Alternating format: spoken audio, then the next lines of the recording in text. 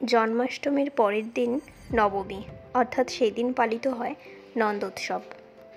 দিনটা ছিল রবিবার, আর এবছর জন্মাষ্টমীর পালনের সময় ছিল সকাল 9টা। কোনো দিকে না তাকিয়ে একদম ভোর 5টার সময় মা মেয়েতে উঠে পড়েছিলাম পালনের ভোগ তৈরি করে ভগবানকে নিবেদন করতে হবে ওই সময়ের মধ্যে।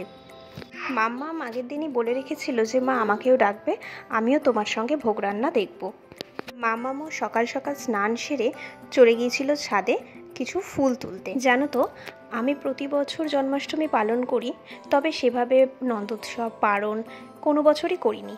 কিন্তু এবছর আমার মন চেয়েছিল যে আমি পালনের ভোগটা ভগবানকে এবছর দেব। আমি কিন্তু গোপাল পুজোর সেরকম নিয়ম কানুন কিছুই জানি না, বা সেভাবে আমি নিয়ম করে কিছু করতেও হয়তো পারিনি।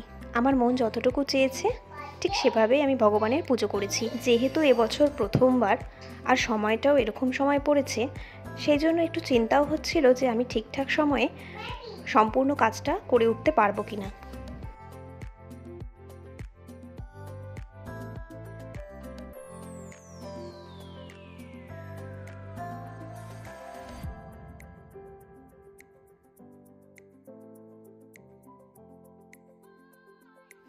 সেভাবে কিছুই আয়োজন করিনি। 5 রকমের ভাজা করেছিলাম, আর খিচুড়ি, আর সাথে করেছিলাম পনিরের তরকারি।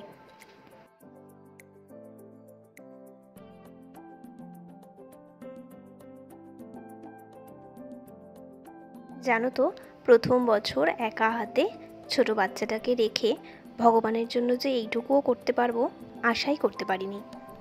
কিন্তু প্রথম থেকেই আমার মন চেয়েছিল যে আমি সম্পূর্ণ কাজটাই করব। আর পুজো শেষ হওয়ার পর আর সকলকে নিজে হাতে বেড়ে প্রসাদ খাওয়ানোর পর আলাদাই যেন একটা শান্তি পেয়েছি আমি। ভগবানের কাছে এটুকুই চাওয়া, উনি যেন সবাইকে ভালো রাখেন, সুস্থ রাখেন, আর আমার পুজোর কোনো ভুল ত্রুটি হলে উনি যেন সেটাকে মার্জনা করেন।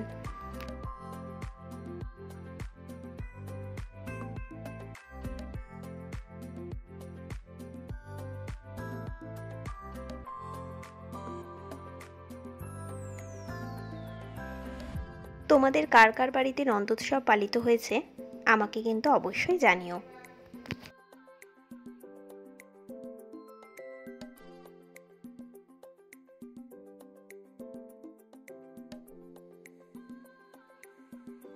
তোমরা সবাই ভগবানের ভোগ দর্শন করো। আর আজ এটুকুই। দেখা হবে আবার নতুন কোনো ব্লগে তোমাদের সঙ্গে।